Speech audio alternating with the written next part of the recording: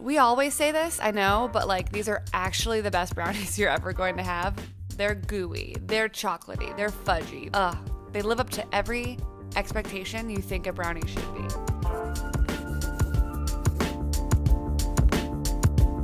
We took all the tips and the tricks from the internet, from our old grandma's recipes, from places we'd worked to find the best recipe that we could. Throw out every other recipe that you have for brownies. This is the one you will use going forward for the rest of your life.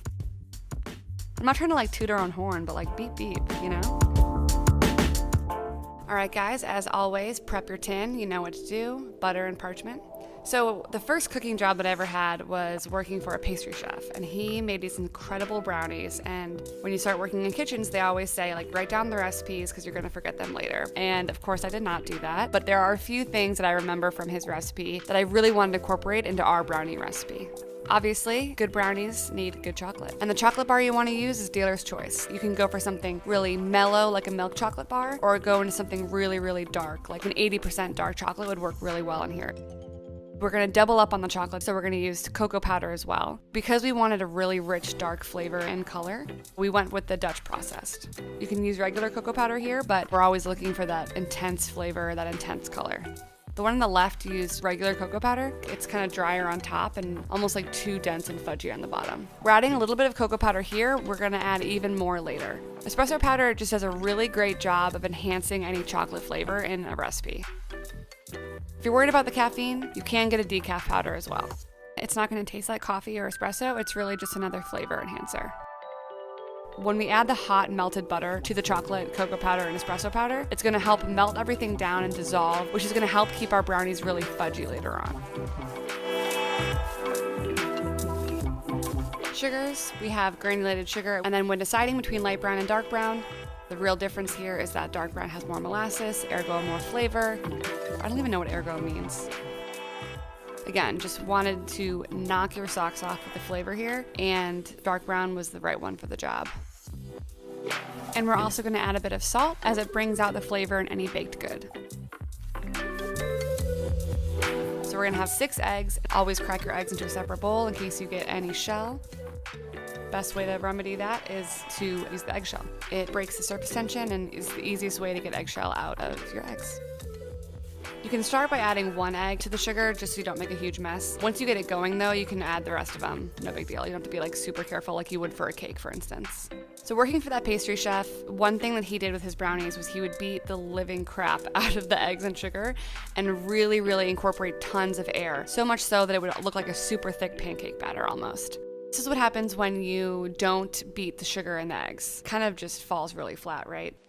The great thing about beating the eggs and the sugar is you create like a really solid foundation and you don't have to use a chemical leavener. And then you're gonna pour in that beautiful ganache that we made. Oh my God. Actually, when we were shooting this, there was a crowd of people around us because we couldn't get over how insanely delicious this looked. Oh God, I can't believe we baked these. Honestly, like I could have just eaten the batter myself. I'm really upset that America can't get on the metric system, but like fine. So if we're gonna use cups, always scoop and level to make sure that we had the right amount of flour. If you just take the cup straight into the flour, it's gonna be denser than you need it to be. And you're going to sift the flour and the cocoa powder into the mixture to make sure we have no lumps and just make sure that we're really quickly incorporating it into the rest of the batter. And fold. Because we beat all that air in with the eggs, we don't want to totally deflate that. So just get the dry ingredients incorporated as quickly as you can.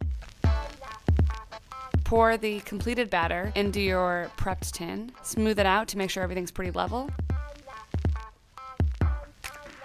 And into the oven it goes. So these are gonna rise quite a bit. After about 20 minutes, we're gonna take them out. This is like my favorite tip of the whole recipe. Take the brownies out and slam them on your kitchen counter. It's gonna crack the top as well as evens out everything and you get a much more like consistent texture. These are the same recipe. The one on the left is not whacked, right whacked. At this point, we're also going to add a bit of sea salt, optional but highly recommended. It adds a little salty bite, sweet and salty, always good.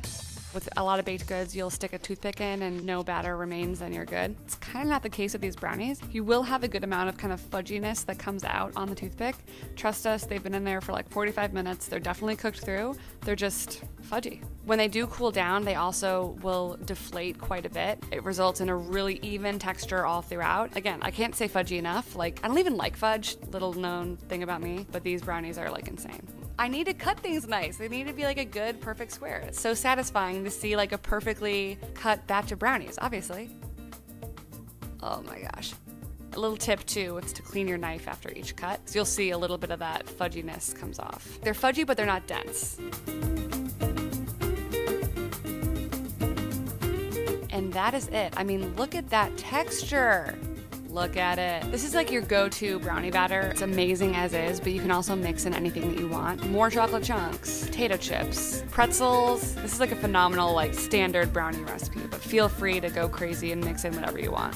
Making brownies from scratch, there's other options out there that are easier, but it's like one of those fundamental baked goods that doesn't take a ton of technique, but they also kind of like go with everything and every event. You know what I mean? Like you have a breakup, brownies. Birthday, brownies.